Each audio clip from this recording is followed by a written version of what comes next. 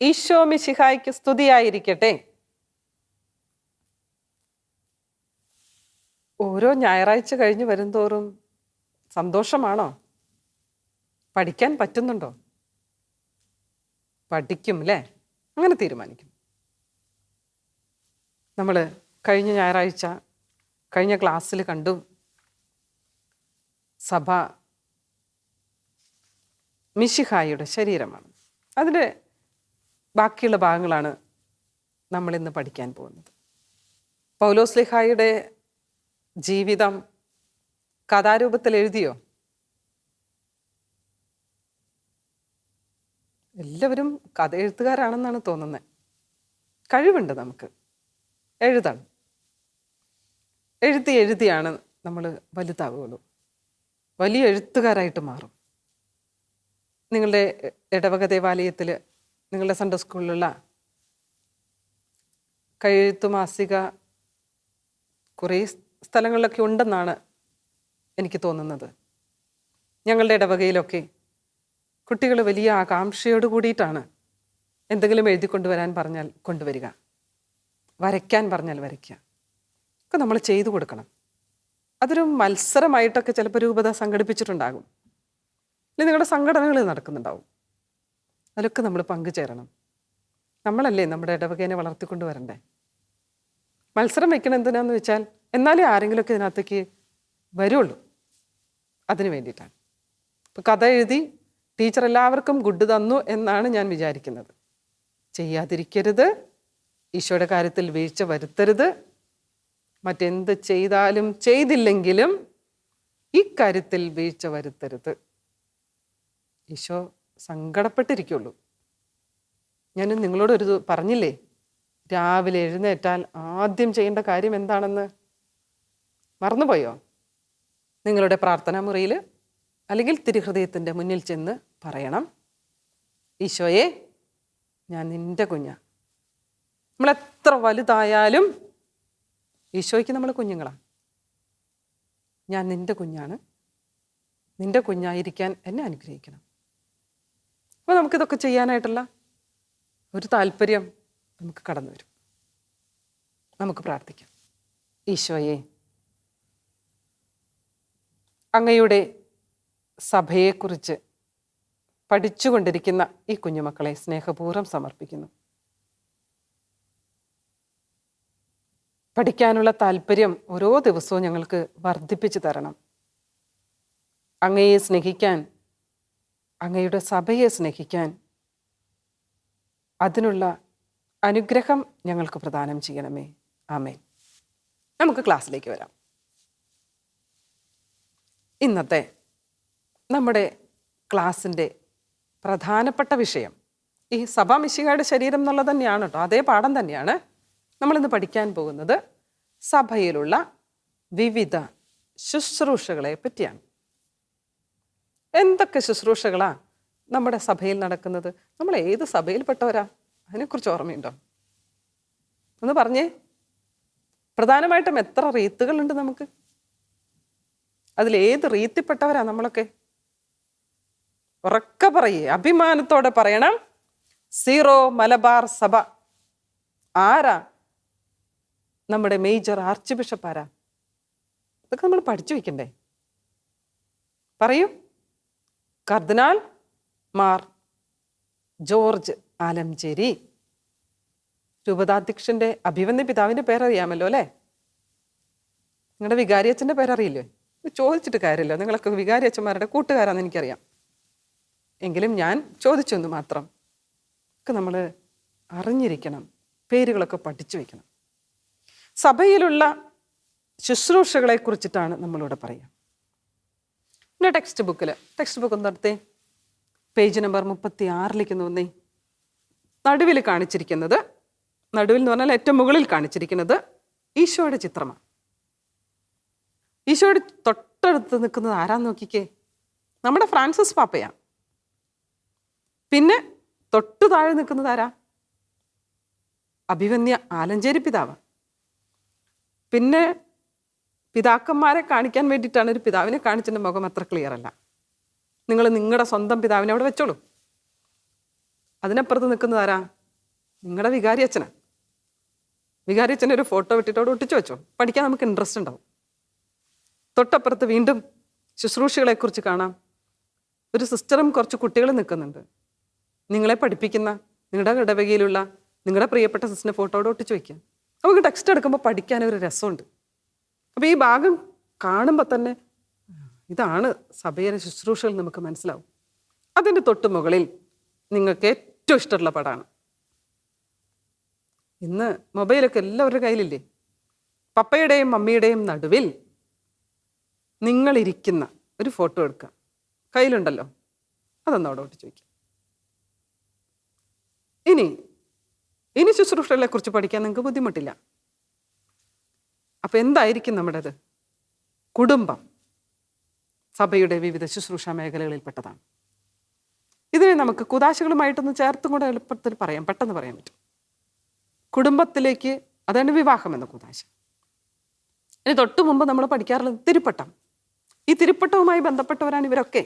പരിശുദ്ധ പിതാവ്, മെത്രാന്മാർ, major arch bishop, അച്ഛന്മാരൊക്കെ. പിന്നെ മറ്റൊന്നാണ് സന്യാസം.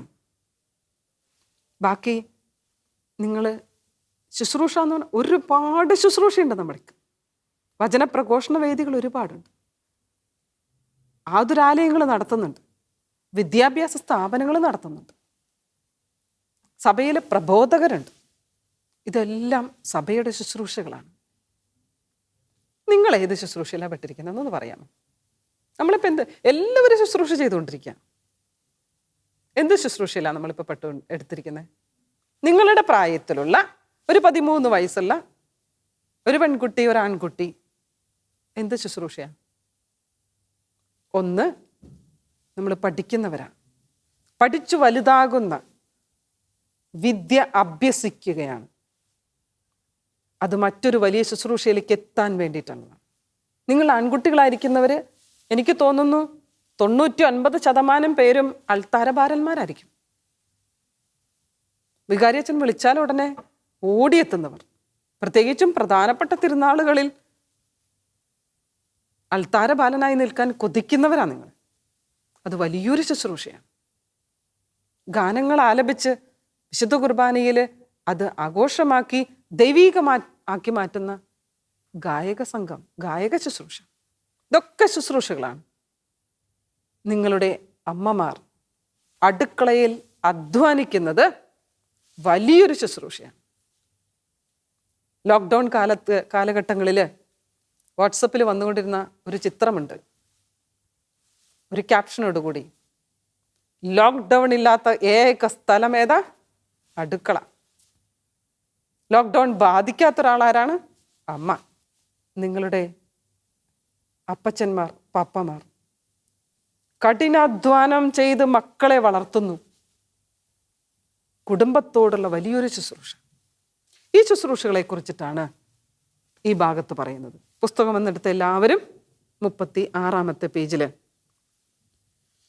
മിശിഹായിൽ ഒരു ശരീരമാണ് നമ്മളൊക്കെ എന്ന് പൗലോസ്ലിഹ ആവർത്തിച്ച് പറയുകയാണ്. 1 കൊരിന്തോസ് 12:12 പല അവയവങ്ങളുണ്ട്, എല്ലാം ചേർന്ന് ഒരു ശരീരമാകുന്നു. ഇനി നമ്മുടെ ശരീരത്തിൽ കൈയുണ്ട്, കാലുണ്ട്, കണ്ണുണ്ട്, മൂക്കുണ്ട്, ചെവിയുണ്ട്. ഓരോ അവയവത്തിനും ഓരോ ധർമ്മമാണ്. അങ്ങനെ നോക്കിയാൽ ഈ ശുശ്രൂഷ ചെയ്യുന്ന ഓരോരുത്തർക്കും ഓരോ ധർമ്മമാണ്. നിങ്ങളുടെ വികാരിയച്ഛൻ ചെയ്യുന്ന ജോലിയൊന്ന് ആലോചിച്ച് നോക്കി. ജനത്തെ പഠിപ്പിക്കുന്നു, കുമ്പസാരിപ്പിക്കുന്നു, മാമോദിസ മുക്കുന്നു, വിവാഹം നടത്തി കൊടുക്കുന്നു, ഏതെങ്കിലും കുടുംബങ്ങളിൽ ബുദ്ധിമുട്ടുണ്ടെങ്കിൽ പോയി പ്രാർത്ഥിക്കുന്നു. ഇതൊക്കെ അച്ഛൻ ചെയ്യുന്നതാണ്. ഇതല്ല നിങ്ങളുടെ പപ്പ ചെയ്യുന്നത്. ചെയ്യുന്നുണ്ടാകാം, പക്ഷേ ഇതേ കർമ്മമല്ല. ഓരോരുത്തർക്കും നിങ്ങളുടെ ടീച്ചർ ചെയ്യുന്നത് നിങ്ങളെ പഠിപ്പിക്കുക. ഓരോരുത്തർക്കും ഓരോ ശുശ്രൂഷയാണ്. ഇതിന് ഒരു പ്രത്യേക ക്രമത്തിൽ വെച്ചിരിക്കുകയാണ്. എന്ന് വെച്ചാൽ പൗലോസ്ലീഹ എടുത്തു പറയുന്നൊരു വചനം നിങ്ങളൊന്ന് ശ്രദ്ധിച്ചേ. പേജ് നമ്പർ 36 നീലമഷിയിൽ 2ാമത്തെ പാരഗ്രാഫിൽ കൊടുത്തിട്ടുണ്ട്. ദൈവം തൻ്റെ സഭയിൽ 1ാമത് സ്ലീഹന്മാരെയും 2ാമത് പ്രവാചകരെയും മൂന്നാമത് പ്രബോധകരെയും അത്ഭുത പ്രവർത്തകരെയും രോഗശാന്തി നൽകുന്നവരെയും. സ്ലീഹന്മാർ, പ്രവാചകന്മാർ, പിന്നെ ബാക്കിയുള്ളവർ. ആദ്യം ഈശോയിൽ നിന്ന് ഏറ്റെടുത്തത് ആരാ? സ്ലീഹന്മാരാണ്. പിന്നീട് പ്രവാചകന്മാർ, പ്രബോധകരൊക്കെ ഉണ്ട്. നമ്മൾ വളർന്നു വരുമ്പോൾ ഇപ്രകാരം നല്ലൊരു ശുശ്രൂഷയിലെത്താൻ നമ്മൾ പ്രാർത്ഥിക്കണം. നമുക്കൊരു കടമയുണ്ട്. നിങ്ങൾക്കൊക്കെ കഴിവുകളുണ്ട്, ദാനങ്ങളുണ്ട്, വരങ്ങളുണ്ട്, ഫലങ്ങളുണ്ട്. നമ്മൾ 4-ാമത്തെ ലെസണിൽ പഠിച്ചതാണ്. പരിശുദ്ധാത്മാവ് നമുക്ക് നൽകിയിരിക്കുന്ന ഈ ദാനങ്ങളും വരങ്ങളും ഫലങ്ങളുമൊക്കെ മറ്റുള്ളവരുടെ നന്മയ്ക്ക് വേണ്ടി ഉപയോഗിക്കണം. ഇത് ഈശോയ്ക്ക് നിർബന്ധമാണ്. ഞാൻ നിങ്ങളോട് പറഞ്ഞില്ലേ, കാറോസസ് ചെല്ലാൻ ഉള്ളിൽ പ്രചോദനം തോന്നി ചെയ്തില്ലെങ്കിൽ ആർക്കെങ്കിലും പരിശുദ്ധാത്മാവ് എടുത്ത് കൊടുക്കും. എനിക്ക് കഴിവ് തന്നിട്ടുണ്ടെങ്കിൽ എൻ്റെ സഭയുടെ നന്മയ്ക്ക് വേണ്ടി, മറ്റുള്ളവർക്ക് വേണ്ടി നമ്മൾ ഉപയോഗിക്കണം. ഇത് നിങ്ങളുടെ മനസ്സിൽ അടിവരയിട്ട് ചെയ്യണം. സ്വാർത്ഥതയ്ക്ക് വേണ്ടിയിട്ടല്ല. ആര് സഹായം ചോദിച്ചാലും നോ പറയരുത്. സാധ്യമാകുന്നിടത്തോളം ചെയ്തു കൊടുക്കണം. നമ്മുടെ ആയുസ്സും ആരോഗ്യവും തീരുന്നിടത്തോളം ചെയ്തു കൊടുക്കണം. അതിലൊരു അഭിമാനമുണ്ടാകും. നമുക്ക് ചെയ്തു കഴിഞ്ഞാൽ അഭിമാനമുണ്ടാകും. അപ്പം അതുകൊണ്ട് ഈശോയെ സ്നേഹിക്കുന്നവർ സഭയെ സ്നേഹിക്കണം, കഴിവുകൾ ഉപയോഗപ്പെടുത്തണം. ഈ മിശിഹായാണ് നമ്മുടെ സഭയെ വളർത്തുന്നത്. ഞാൻ ഈ സഭയിലെ അംഗവുമാണ്. അങ്ങനെയാണെങ്കിൽ നോട്ട്ബുക്കും പേനയെന്നൊക്കെ എല്ലാവരും ഒന്നെടുത്തേ. വേഗമാവട്ടെ, നമുക്ക് പെട്ടെന്ന് എഴുതണം. എന്താ നമുക്കിന്ന് ലഭിച്ച ബോധ്യം? ശുശ്രൂഷകളെക്കുറിച്ചാണ് നമ്മൾ പറഞ്ഞുകൊണ്ടിരുന്നത്. ബോധ്യം എന്താ? നമുക്ക് ലഭിച്ചിരിക്കുന്ന ദാനങ്ങളും വരങ്ങളും ഫലങ്ങളും സഭയുടെ നന്മയ്ക്ക് വേണ്ടി മാത്രം എഴുതി വയ്ക്കേ. സഭയ്ക്ക് ചെയ്തു കൊടുത്താൽ എല്ലാവർക്കും ആയി. മറ്റുള്ളവർക്ക് വേണ്ടി ഉപയോഗിക്കണം. ഈശോയെ നിങ്ങൾ സ്നേഹിക്കുന്നുണ്ടെങ്കിൽ സഭയെ സ്നേഹിക്കണം. ഓക്കെ? അപ്പം അതുകൊണ്ട് ബോധ്യമാണത്. ഈശോയുടെ സ്നേഹമുണ്ട്, പക്ഷെ സഭ പറയണമൊന്നും ചെയ്യില്ല എന്ന് പറഞ്ഞാൽ ശരിയാവില്ല. ഈശോയെ സ്നേഹിക്കുന്ന ഒരു സഭ. അപ്പം 2 കാര്യം. ഒന്ന്, നമ്മുടെ കഴിവുകൾ മറ്റുള്ളവർക്ക് വേണ്ടി ഉപയോഗിക്കണം, സഭയ്ക്ക് വേണ്ടി ഉപയോഗിക്കണം. മറ്റൊന്ന്, ഈശോയെ സ്നേഹിക്കുന്നുണ്ടെങ്കിൽ സഭയെ സ്നേഹിക്കണം.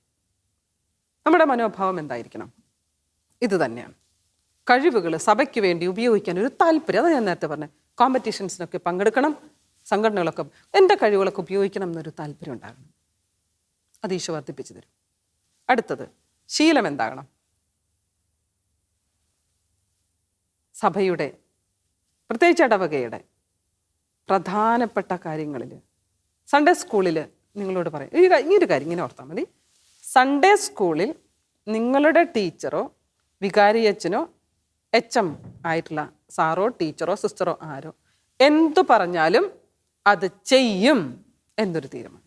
നമ്മൾ പറഞ്ഞതിനെക്കുറിച്ച്, സഭയുടെ വിവിധ ശുശ്രൂഷകളെക്കുറിച്ച് ഒരു നോട്ട് തയ്യാറാക്കുക.